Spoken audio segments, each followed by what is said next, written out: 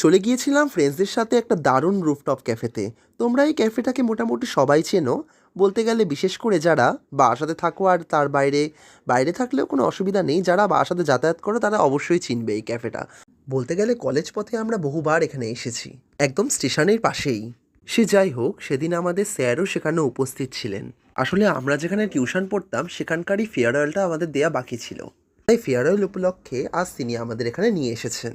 এই জিনিসটা আমরা আলাদাভাবে করতেই পারতাম, তবে আমরা স্যারকে জানিয়েছিলাম যে আমরা যদি একটু অন্যরকম কিছু করি, যেমন ধরো অনেক হাসি মজা গল্প আড্ডা দিয়ে জিনিসটাকে ভরিয়ে তুললাম। আর সাথে তো খাওয়া দাওয়া তো আছেই।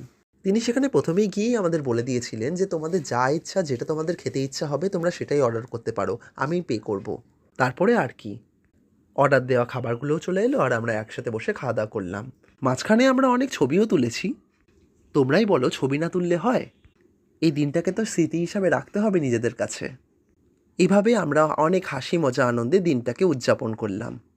সো আজকের জন্য এতটাই।